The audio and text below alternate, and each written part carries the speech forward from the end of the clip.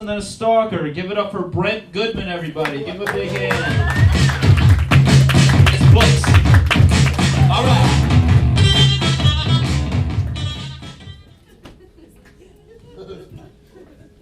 I brought my art books. I own about 8,000 art books. So I'm one of those people that go to the Comic-Con, and it's not going to surprise any of you that if I shop for art books every day and buy at least 10 different art books a weekend, and I go through about 10,000 books that weekend and look through each and every one, that if some girl in a French maid outfit at Comic-Con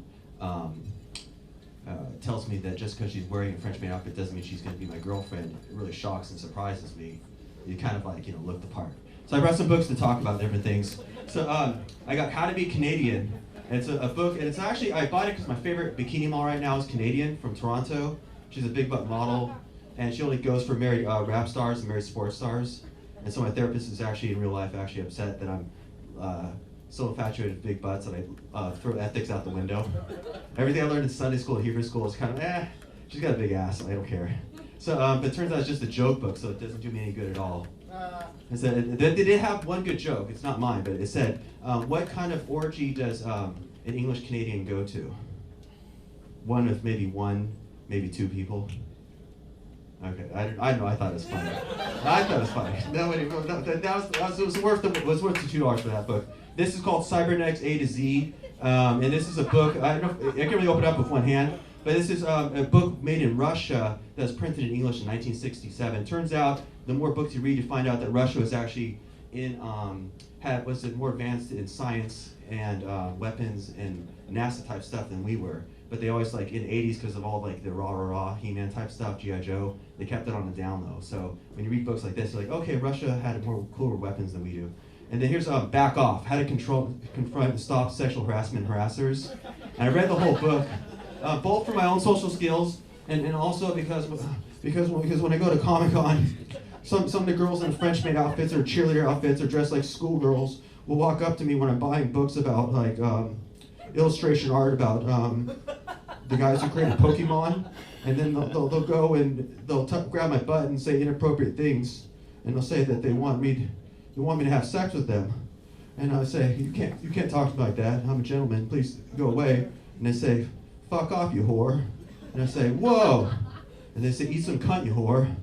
And I have to get security, and then security doesn't believe me because the girl in the snotty schoolgirl outfit, who are you going to believe? The girl dressed like a stripper or the guy dressed like this?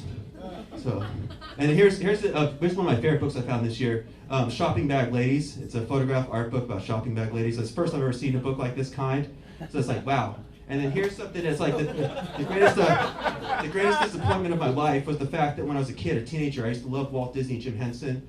Not Jim Henson, the womanizer, drug user, and not Walt Disney, the racist friend of mobsters and Nazis. I'm Jewish, so I'm always perplexed on why I like Disney so much if he was a Nazi and involved in trying to put hits on. So when basically when some of the animators tried to go on strike, he tried to have some of them killed.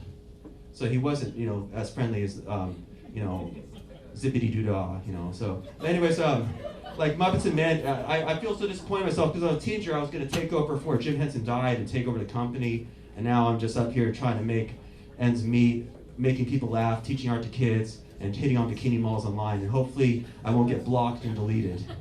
So oftentimes faces end up missing on Facebook after I tell them that I don't sexually harass the girls. It turns out a lot of the guys will say very sexual stuff to them. I just talk about horses, miniature horses, things I went to horseback riding. You really don't do that well. This is real life, not a joke. But that's the sad part. But yeah, so just if you end up having a hot friend, it's a model, and like she says, what the F, this guy was talking about horseback riding instead of saying he wants to screw me really hard. Say, oh, I saw that guy at Flappers. He's really good. All right, this is Brent Goodman. Thanks, guys.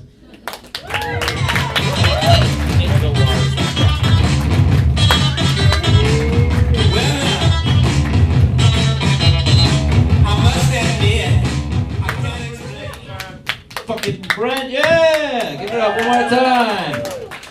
I'm a fucking idiot. I'm getting ahead of myself, sorry. Brings